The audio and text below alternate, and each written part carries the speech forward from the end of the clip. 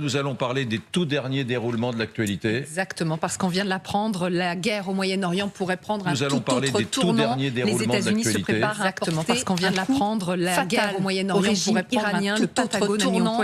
Les États-Unis se préparent à apporter qui dévoile cette stratégie. Regardez, c'était il y a quelques minutes. Le Pentagone a mis en place une stratégie et deux sources bien informées qui dévoilent cette stratégie. Regardez, il y a quelques minutes, ce sont deux responsables américains militaires, deux sources bien informées qui se confient en Iran, aux médias américains. Regardez l'utilisation des forces terrestres militaires et une vaste campagne de bombardement en Iran, ce qui pourrait inclure l'utilisation de forces terrestres. On prenait l'antenne et une vaste campagne de Trump s'était exprimé sur son réseau social et il y a un instant, clairement, prenait l'antenne, le président américain, on a vu que Donald Trump s'était exprimé sur les Iraniens feraient mieux de devenir sérieux. Le président américain, avant qu'il ne soit trop tard, de retour en arrière, les Iraniens feraient mieux de devenir sérieux rapidement. Il n'y aura plus de retour en arrière. Car une fois que cela arrivera, il faut quand même dire que ce média Axios qui publie ces informations, il faut quand même dire que ce média avec plutôt des gens dans la sphère des républicains et des trumpistes plutôt bien informés, des infos avec plutôt des gens dans la sphère des républicains et des trumpistes qui ont des infos à la source.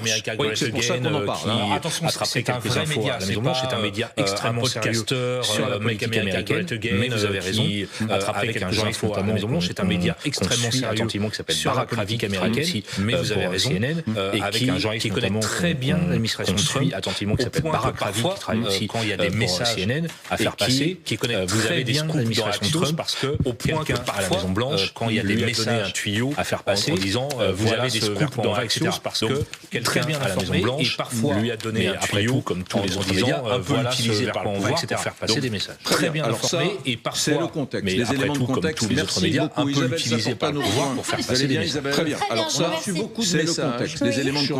Merci beaucoup Isabelle Saportano, vous avez dit. Vous allez bien Isabelle? Très bien, je vous remercie. D'une certaine façon, c'est une défaite de l'Occident. Sur votre prise de position hier, vous souvenez du débat qu'il y a eu, cette guerre, Richard Verly disait, mais c'est une défaite. Les Européens ne font pas partie de cette coalition du débat qu'il y a eu. Et donc, Richard Verly disait, mais certains vous disent, car les Européens ne font pas partie de cette coalition. Ils ont raison.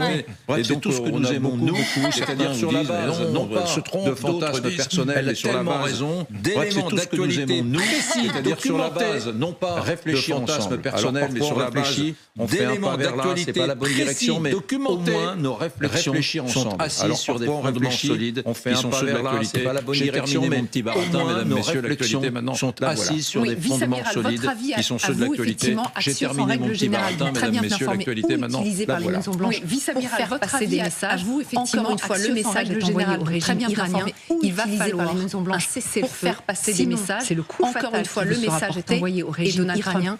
Il va falloir quelques minutes plus tard en disant il n'y aura pas de retour en arrière possible qui vous sera porté. Oui, effectivement, et Donald Trump on est bientôt à la fin de l'ultimatum. En disant il n'y aura pas de retour en arrière possible après.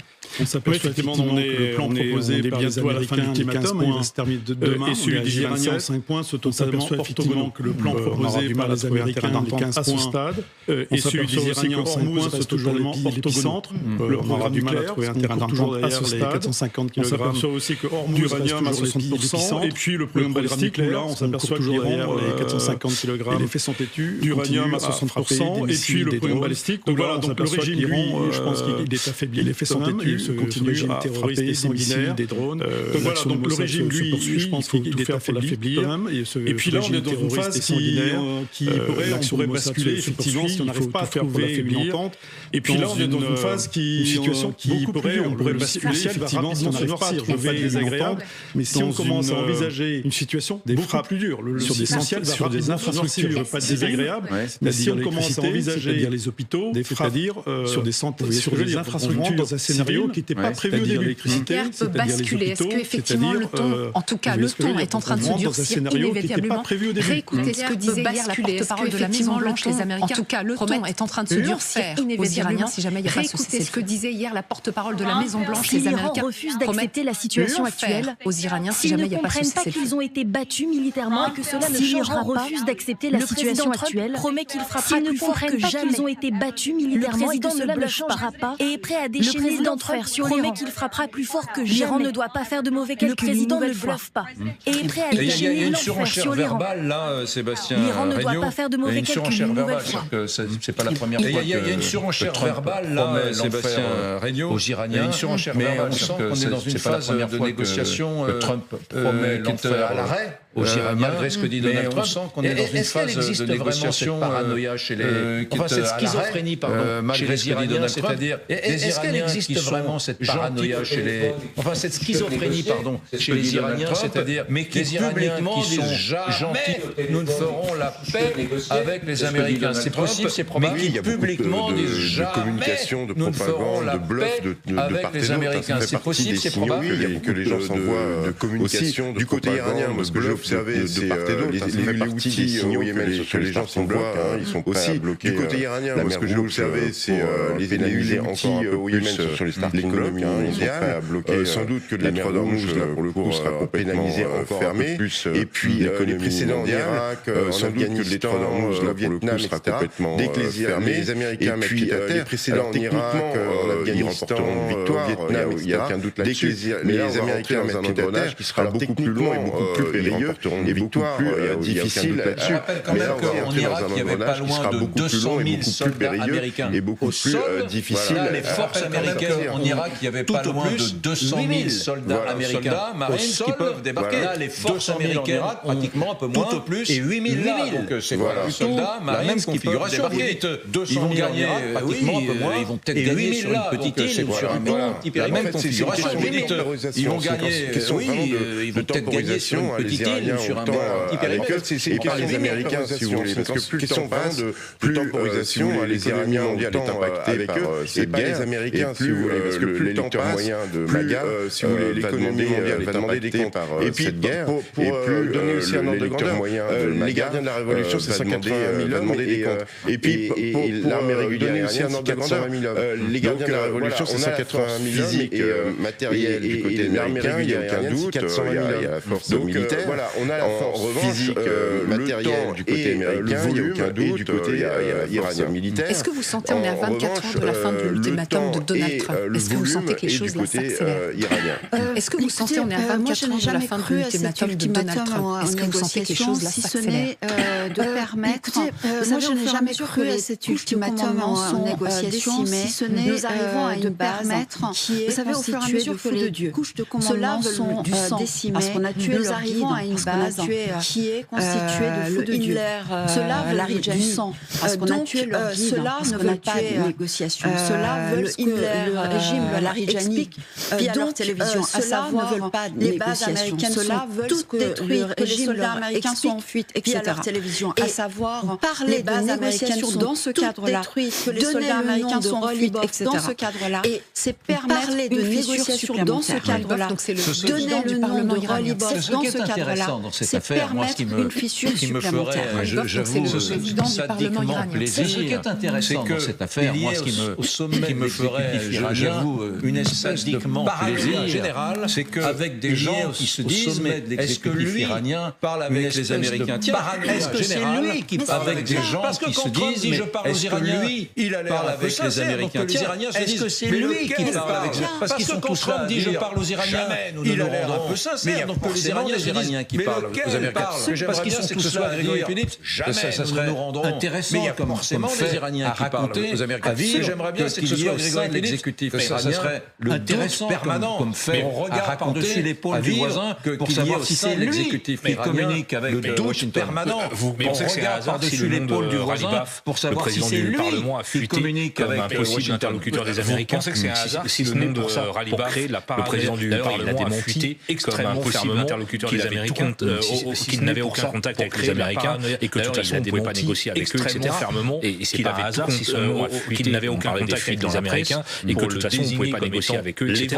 Et c'est pas un hasard si son nom a fuité, un baiser des fuites dans la presse, juste pour le désigner sur ce qu'on est en train de vivre là ces dernières minutes, interlocuteur, j'ai utilisé une expression chez David Blézier qui était pas très bonne, mais juste de money time. Sur ce qu'on est en train de vivre là ces dernières minutes, parce que j'ai utilisé une expression chez David Boucan qui était pas très bonne, il y a quand même la fin de cet ultimatum. On est dans un moment décisif. Il y a l'arrivée des troupes, parce qu'on voit la 82e aéroportée, il y a quand même la fin de cet ultimatum. Demain, il y a l'arrivée des troupes, négociations dont la 82e aéroportée demain dans la région, Islamabad. Il y a tout ça, en gros, les éventuelles négociations. On est dans un moment décisif. Si elles ont lieu, si elles auront lieu à Islamabad, tout ça, en gros, en 24 heures. Donc on est dans un moment décisif qui est en train de se jouer. L'arrivée de Renaud Pilat, je tiens à vous dire que Raphaël Jérusalemi, cet homme qui est un ancien agent de renseignement qui nous donne tellement d'informations précises sera avec nous dans quelques instants. Je voulais vous dire qu'un ancien agent de renseignement qui nous donne tellement d'informations précises sera avec nous dans quelques instants. C'est combien cette guerre coûte à la France. Parce que tous les éditorialistes mettent la main dans les cheveux. Nous y tenons avec Magali. On a lu des chiffres. C'est combien les 4 premiers jours de guerre ont coûté 16 milliards. Parce que tous les éditorialistes mettent la main dans les cheveux et disent oui, on a lu des chiffres. Les 4 premiers jours de guerre ont coûté 16 milliards de défense. Avec nos Rafales qui décollent tous les jours, 40 Rafales français qui sont sur le char de Gaulle, qui décollent tous les jours. Avec nos Rafales qui décollent tous les jours, 4 missiles Mika qui sont sur le char de Gaulle, qui décollent tous les jours chacun d'environ 1 million d'euros, qui partent avec les 4 missiles Mika qui reviennent à vide d'une valeur chacun d'environ 1 million d'euros chacun, qui partent avec les 4 missiles, puis qui reviennent qui protègent les Émirats avec les 4 missiles à 1 million d'euros chacun. Nous avons un accord de défense avec eux. Mais combien est-ce que ça vous coûte, vous, les Émirats arabes unis, messieurs, et ce débat, car nous avons un accord de défense avec eux, l'ouvrions dans la plus grande transparence, car petits contribuables, mesdames, messieurs, et ce débat, voilà, il faut que nous ouvrions dans la plus grande transparence avec quelqu'un qui est assez documenté sur le sujet qui est à côté de moi. Je voulais vous dire, mais on va parler dans 10 minutes avec quelqu'un qui est assez documenté sur le sujet qui est à côté de moi. Donald Trump prend la parole, c'est à 15h que préparent les Américains sur le régime direct sur ici. On attendra davantage tout à l'heure.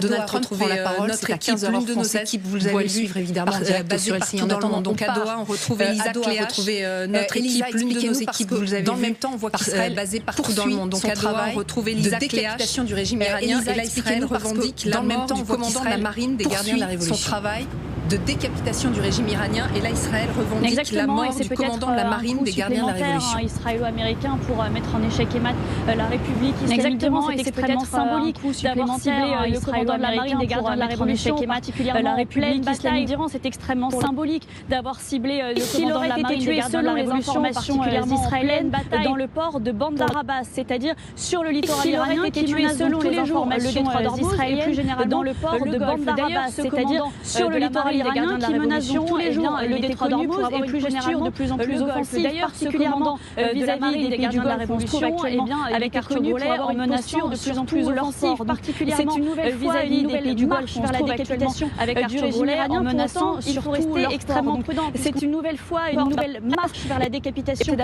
régime iranien, des figures plus offensives à chaque fois qui prenaient le dessus, et cela placerait une nouvelle fois les pays du Golfe c'était des figures plus offensives à chaque fois qui prenaient le dessus, et cela placerait une nouvelle fois les pays du Golfe en préparant cette émission. Merci beaucoup, mesdames, messieurs. C'est une information majeure que nous avons apprise en préparant cette émission. Et cet homme dont vous voyez le visage de la marine iranienne qui a été donc éliminée. Encore une fois, mesdames, messieurs, nouvelle élimination très importante. Et vous allez me dire, qui a été donc éliminée.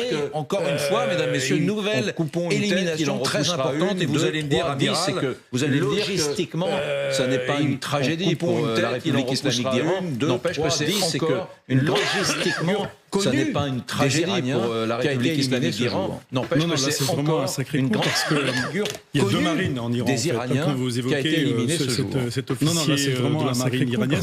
C'est le chef des corps des gardiens de la révolution qui est cet officier de la marine iranienne. C'est le chef des corps des gardiens de la révolution des espaces en océan Indien. Et donc là, ils ont les gardiens de la révolution ont gardé l'ensemble du centre de gravité des espaces en océan Indien. Et donc là, ils ont les gardiens de la révolution ont gardé, mais quand même, le centre de gravité, c'est sans doute le chef, c'est un stratège, tout va se passer. Et donc, c'est une là, je sais pas, il est sans doute remplacé, mais quand même, oui, c'est symbolique, le chef, c'est un stratège. Vous vous souvenez, Eric, on avait parlé de lui, en fait, avant la guerre, quand il y avait eu des bombardements à Bandar Abbas. Et vous vous souvenez, Eric, on avait parlé de lui, en fait, avant la guerre, quand il y avait eu des bombardements à Bandar Abbas, début de la guerre, des explosions sur le détroit d'Bandar Abbas. Souvenez-vous, non, pardon, pas des bombardements 3 semaines avant le début de la guerre, mais il y avait des explosions sur le détroit d'Ormuz. iraniens qui avaient retenti dans plusieurs endroits de bande arabe, notamment près du quartier général de la marine des gardiens de la Révolution. Dans plusieurs endroits de bande arabe, et notamment près du quartier général de la République islamique iranienne. Il doit prendre la parole. On s'était dit incessamment sous peu, et il était resté extrêmement discret. La République islamique avait dit non, mais il doit prendre la parole. Cette série d'explosions, on était quoi, il était resté extrêmement discret. On ne l'avait pas. Il a réapparu et il s'est fait apparemment cette série d'explosions. On était quoi, c'est Israël qui il a réapparu et il s'est fait apparemment l'élimination par les Israéliens. Ali Reza